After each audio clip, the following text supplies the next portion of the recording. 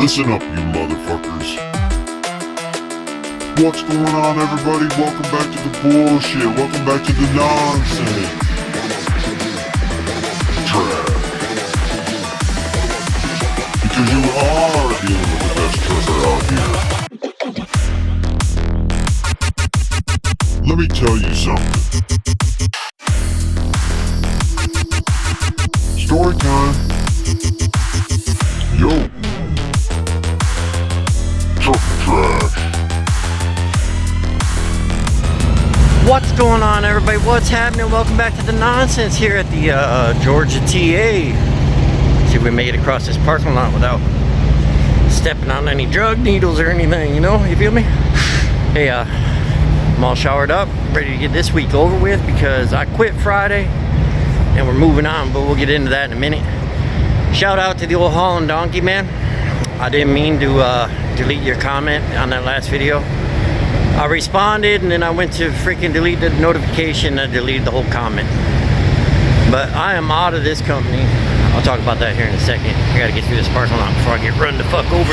So yeah, we had to speed up the process a little bit. For all you loyal people who follow all my nonsense, you know, we started with leaving the apartment, making money, blah, blah, blah, living out on the road.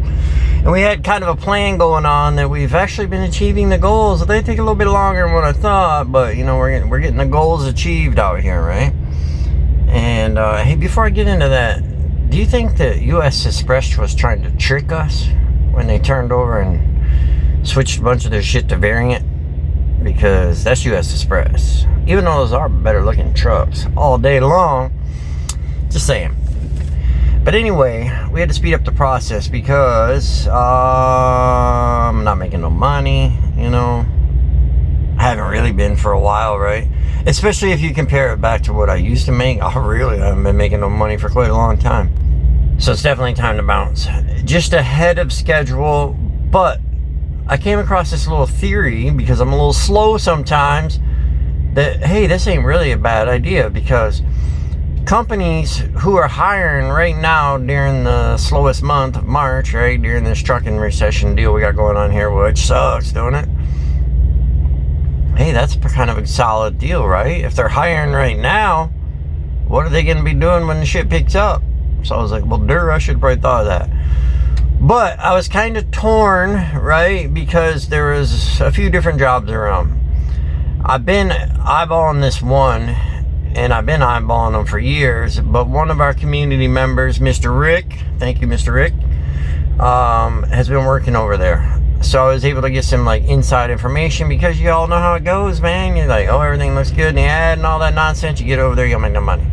But he's been working over there. He been making some money. And I was eyeballing them for a while.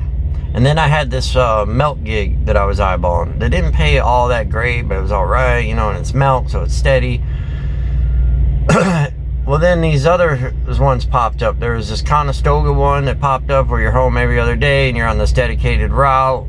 And it's pretty much regional, right? To get me home. A little different, right? Because Conestoga is kind of basically flatbed, correct? I haven't done flatbed a whole lot. I'm a little bit intelligent sometimes, so I could probably figure out how to strap some shit down, especially if you trained me for a few days, right? But I kind of eyeballing that one a little bit. And then there was this food delivery one that popped up. That one actually paid good, got you home and all that nonsense. And I was like, well, what about that one? That's a local job, right? And then this other one, this, you know, auto parts delivery, where you see the dude delivering at like 3 in the morning to like AutoZone, Advanced Auto, and all that shit with the dolly and the ramp. So I was eyeballing them other two jobs. Well, here's the problem. I was actually thinking like, well, you know, I can make those 2 day cab jobs work. I got to reading the reviews and I got to thinking about it because I'm living in Lansing now, right? So I'll just tell you they're right there in that area. Yeah, you're going to be doing restaurant deliveries and auto parts deliveries in motherfucking Detroit and Battle Creek and all that bullshit at like 3 in the fucking morning on Davison or down on 8 Mile and shit like that. No. Fuck no. But the fact of the matter is, I'm going for the one that Mr. Rick hooked me up with, basically. But here's another thing. The truck needs a bunch of repairs, man. It's got a wheel seal leaking. It fucking huge exhaust leak when it regens, man. About kills you, right? And we're coming into the season where I gotta have it running. Like I had to have it running last night, and it fucking started regenning. I about literally doubt you fucking think it'll kill you, man. It's like actual smoke in the cab. I was like dying. You can still smell it a little bit in here. And I shut it off for the rest of the night and had the windows open. But it needs a federal annual on the trailer, and it needs a PM and, you know, some stuff, right? Well, fuck all this going and sitting at Loves and TA and shit for hours on end, right, Sizzling? You know, for fucking free to get this shit fixed. But typically what I would do is I would fill the tanks up on this fucker. I would stop and get it washed and all that shit for my fellow driver that's going to come into it the next time.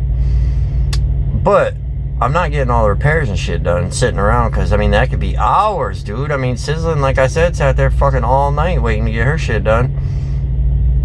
I'm not that nice. So we are out ski, man, and I'm excited about the new job, because, you know, it's one of those ones where I believe they got like 700 trucks, man. I'm sure the trucks are governed, right? And the power is all shut down. There's probably cameras. Oh, well, I don't care anymore. I used to. But I don't care anymore because I just need to make my money, and I need shit that runs and so on, right? The big companies are going to be where it's at from now on, man. The spot market companies, I don't know if they're ever really going to make a comeback, you know? You got to have that fucking customer freight and the drop and hook shit. As far as I know, this place is 90% drop and hook. That's fucking huge right there, right? No fucking around. That's how you're getting your miles. And then if you got that many drop and hooks, then that's how you're getting your miles through the weekend, because a lot of shippers and receivers close down on the weekend, right? But you can still keep running because they got shit dropped in drop yards.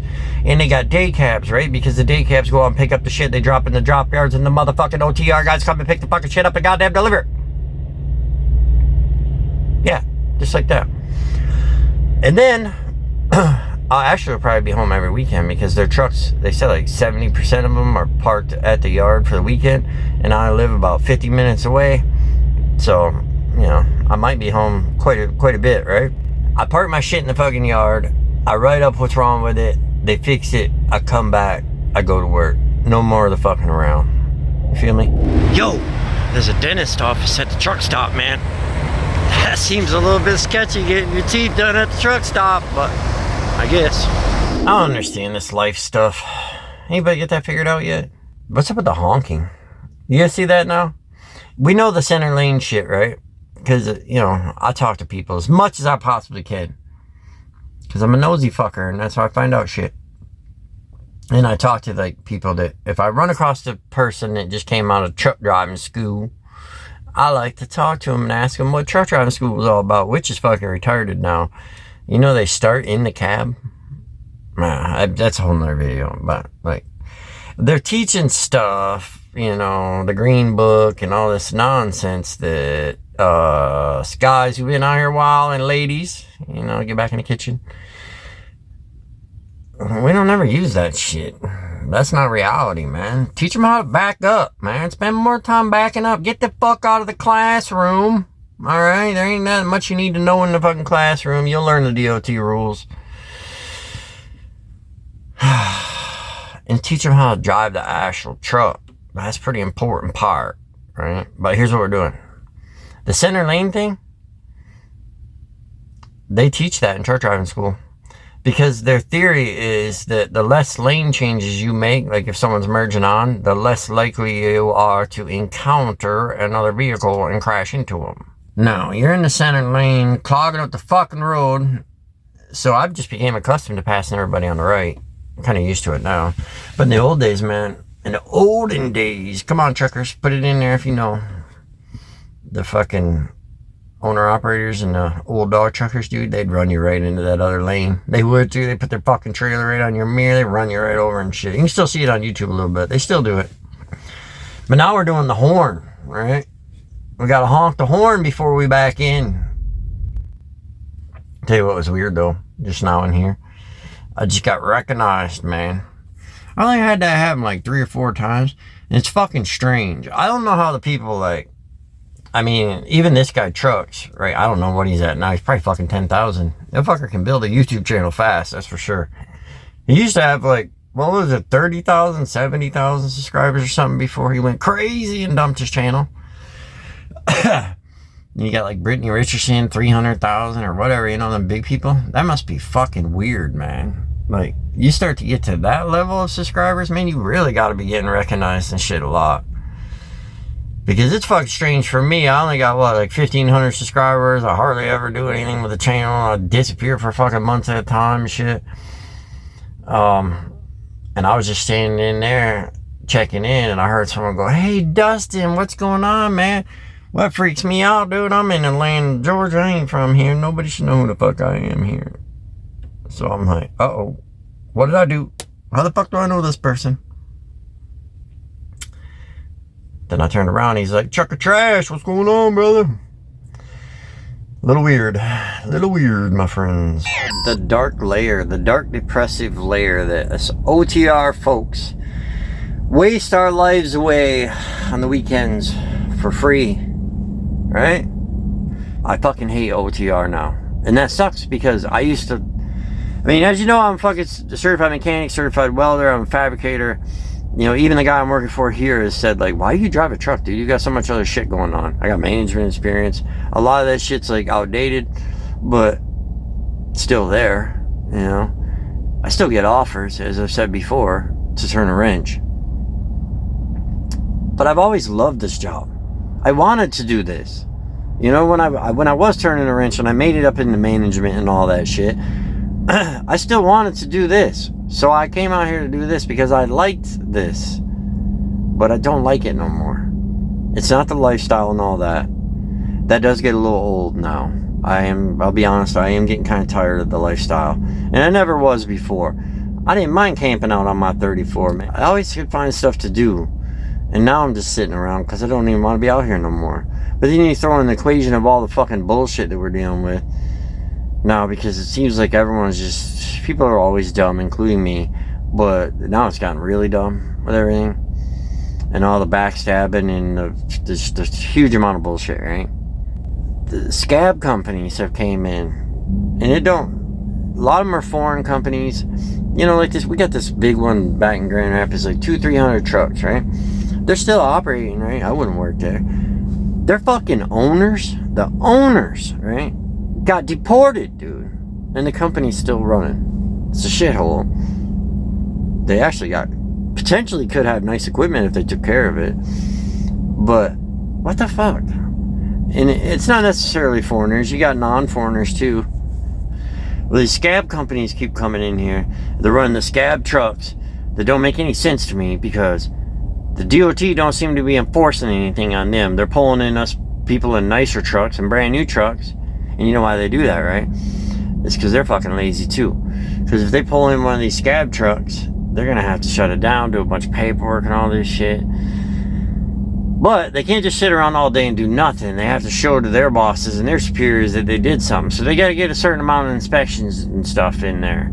So what's easier for them? Just pulling a truck that looks like it's 100% going to pass inspection. Because then they can show, look, I did, you know, X amount of inspections. I did my job. But they get out of dealing with it. Because you see it all day, dude. You pass one of these Volvos, man, you can see the fucking wheel bearing, right? The driver's up there, fucking steering wheel shaking. You go by that fucker, dude, everything in the truck's shaking. It's like, god damn, dude. You don't realize your fucking wheel bearing's bad? On a fucking steer axle? Wow. Duct taped up. I see them now, they're driving around. Because, you know, you get hit in these truck stops all the time, right? Seems to be like a new thing. It always happened a little bit, but it's happening a lot now. The whole front end's gone. There ain't no headlight or nothing in there. It's still trucking. Just keep on trucking. Dude, I fucking get called for PC. I had 2 inspections. I wasn't even doing that. They come in, they run that bullshit. It doesn't get, like, you know, regulated through the DOT. And then, obviously, if they do, they get a bad unsatisfactory rating or whatever, they can just have their cousin get new DOT numbers and start a new company up, you know, and go run their scab shit some more. But what they're doing, it goes, even if you're owning a company, they're fucking killing you because they're hauling this shit for pennies on the dollar that don't even make any sense for you to even run your truck at that rate. I just was watching a thing on FreightWaves. The big companies like Werner and Swift and JB and Schneider and Prime, they're starting to shut some of their trucks down because it's not viable for them to even run them anymore. So they're not just going to run them and lose money. They're better off just shutting a bunch of them down. Which, yes, will help capacity a little bit if the mega carriers shut some of their shit down. But the same thing as a driver perspective, these guys they're already sitting around not making any money every week and all that shit. So the greedy people who run all this shit, who are they gonna fucking have do it? Me, who wants to actually live a decent lifestyle and get paid, or this guy next to me who don't give a fuck and is a scumbag? Say no to cheap freight, right? That's what we always say. And yes, I know when I have my lease, you can jump in here and say, you used to haul cheap freight. I hauled it for a reason, man. If I go into Florida for like $3.50 a mile, right, which we still were then yeah, sometimes I couldn't find shit, but like $1.19 a mile coming out in a dry van. So I didn't want to just sit in Florida until fucking magically the rates go up, because the rates coming out of Florida are never fucking good, you know? So yeah, I would haul something out of there for like $1.19 a mile and get back up to South Carolina or Georgia or something like that, where I'd get under like a $2.50 or $2.80 mile and go run. That was strategic cheap freight. These guys are just hauling cheap freight all day long. I never had a problem with companies that run spot market. I actually kind of used to like them a little bit, because a lot of times when you're running for companies that have contract freight, you kind of end up going back to the same places, which can be nice, you know. I'm not talking dedicated, it just happens because they got the contract freight, the way it times out.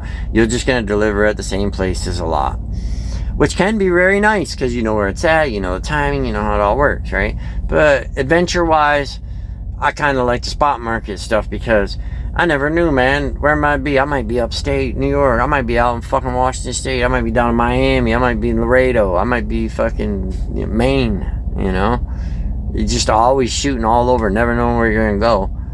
And that was more adventurous, right? But see, I gotta give ixnay on the whole adventure shit, because I gotta make a living and I'm tired, right? Just tired. I'm tired of even driving, just to be fucking honest, man. Like, remember when I was running 850, 900 miles a day? It's on my fucking videos, bitches. You can see it. You can see the fucking check stubs for you little bitches who want to tell me it's bullshit.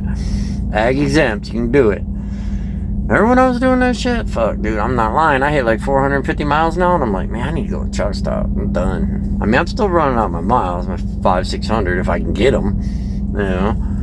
But I'm over it, dude. I'm like totally over it. But as far as that goes, I don't know what's gonna happen with it. I don't want to be all gloom and doom on OTR just because I kind of want out, you know. Now, if you're a youngster looking at coming into it, I wouldn't do it right now. You're not. I mean, Jesus Christ. There fucking hardly any jobs out here for us that's been doing it a while, man. And you coming in with no experience and shit, you'll probably find a job, but they ain't gonna give you very much money. I mean, there's always Western Express, you know. If you're fucking breathing, they'll hire you over there. There's companies like that, but here's the thing, you're probably gonna get in there at a very low mileage pay, and they're not gonna give you very many miles, because they're gonna try to split up all the miles to keep the drivers. I wouldn't fuck with it right now if you're young, you know. Or you don't even have to be young, I guess. If you're new into it, it would be a horrible time to be new. But I don't know. Maybe they'll keep the new people running more because they're cheaper. That happens. You can get that shit hauled for fucking 50 cents a mile instead of 65 cents a mile. Then you run that driver, right? Makes sense. That's how businesses work. But there's still, you know, as remember a while back I made that video, I was like, man, I was getting worried too. I was going to bounce out to Iowa or down to Arkansas or something like that, right? Because there wasn't hardly shit for jobs in like Grand Rapids area and stuff. And the ones that were there weren't paying very good. And I was worried. I was like, man, what am I going to do? And it changed, all right? It's not like everything went fucking huge, you know? We're never going to see that shit like COVID again, I don't think, you know? Maybe we will, but it's going to have to be some sort of huge catastrophe like that in order for us to see it. Well, I've been looking, right, because I got to find a job My daddy ain't rich, and I ain't got no fucking sugar mama or nothing. It's just me and me. And they're there. They're out there. You know, 60, 70. Nah, I haven't seen any for 70 cents. I've been seeing about 60, 65 cents a mile. 3,000 miles. A lot of them are 3 weeks out. You got some 2 weeks out. The weekend home ones, they're around. They're not paying very good. So it depends on how much money you want. You know, quality of life and money depends on how you can live. You know, there's a lot of variables when you come to picking a trucking job of how it's going to fit your life. And it sucks, dude, because overall, with the way the trucking is, this used to be an upper middle class job. That's why I got into it, man. When I was younger, I was already a mechanic, you know. But I was looking at the drivers, and I'm like, you know, they ain't rich, but they ain't poor. They got houses, you know, they might have a boat, maybe a Harley. They go on a vacation once a year, right? Their kids are fucking wearing decent clothes, you know, all that stuff, right? And I was like, you know what, I'm gonna do that job. You know, that's a pretty decent job. Plus, we used to get kind of respected. Truck drivers were kind of cool in a way, you know. We were always a little bit of trashy, dirty bastard shit. But some people like that, you know. They like their shit a little bit on the raunchy side, right? You know, back when we was rolling our Pete's, right? We all had our Pete's when we were way down, which I bitch about now, right? All them loud fucking trucks. But I was happy to do it. And it worked, you know, and I did very well. Me and my ex-wife, we did very well with this. Is it still available like that? To an extent. Is it available at the mass it was back in the day like that? No. Because of that scab shit. Everyone says it's fucking mega carriers. The mega carriers can get, like I always say, whatever amount of trucks they want to get, they can go get as much freight as they want to get. But if they can't get drivers, they ain't doing shit. So they reach a capping point where they can only get so many drivers, because you got to admit there's a bunch of us out here that are like, you know, say, just name a company. I'm not going to name any because I don't want to bust anybody's balls who works at the companies, but even though I probably already did earlier in the video. But there's just certain companies that we all have in our mind we're not ever going to work for. Swift is probably one, you know, probably, right? Western Express is probably one. There's more. There's other ones like Prime, right? I didn't work at Prime, but in some aspects, Prime could potentially be good if you were on their lease side. You know, like the driver's side, they pay like 50 cents a mile, and they got a governed truck that's slowing down your amount of miles and all that. But, you know, I don't know. It's to each their own on that. Then there's just other companies like the prior to I just mentioned there that I wouldn't even fuck with that. You just get fucked over working there. I'd work for JB Hunt possibly, which I can't believe I ever said, because JB Hunt used to be the Swift out here. But damn, JB Hunt's got some decent runs and shit now, man. You just get over the whole fucking name bullshit. They've kind of pulled their shit back around. You know, I talked to their drivers. They got dedicated runs. They make pretty good money. They seem to be happy. I know people are gonna be like, fuck, JB Hunt, are you fucking crazy? You should have seen what they used to be like. They were bad. My only thought on what could possibly be the savior of this whole scab running shit, like I explained earlier, will be the insurance. Because the insurance companies are already doing it. And you can already see in the ads. Because back when I first started trucking, man, it would say 5 years experience. I ain't bullshitting. It was a fucker for me to get a job. I had a CDL because I'm a fucking farm boy, right? Your favorite fucking redneck right here. But to go out over the road, man, it was a fucking feat for me to find a shithole company, and that's what I had to do. To go and give me the experience to be able to get into other companies, because it was like 5 years back then. Maybe if you're lucky, 2.5 years experience. There's very few and far between that you could just go in with no experience. A bunch of us had CDLs. I mean, we were fucking farm boys and shit. If you look at the ads now, a lot, I'm not saying all, you still got all your other ones in there, but a lot are saying like 2.5 years, 5 years experience and shit again. That's a good sign. And then that's going to be like the saving grace deal on this whole over-the-road trucking gig, in my fucking super intelligent opinion here. Because these trucking companies are realizing it, right? And insurance companies are realizing it. But the trucking companies, the ones who want to actually stay in business, right, and actually give a fuck, think about it. You're running this trucking company, and then all of a sudden you got all these accidents, and you get these $40 million verdicts and shit. How long can you stomach that shit before you end up bankrupt, right? And then what happens when you end up bankrupt? You ended up from running this trucking company to trying to find yourself a way to make a living, you know? Or you just go start under another MC, I get it.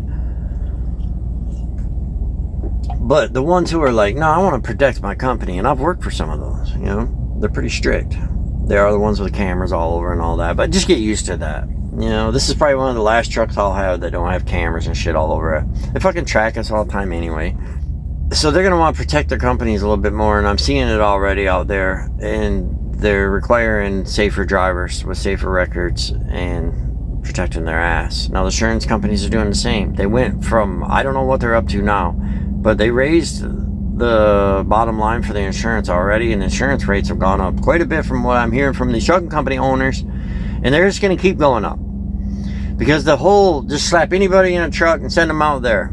Yeah, like I said, it works. They're doing it. They're not doing very well at it, but they're doing it, right?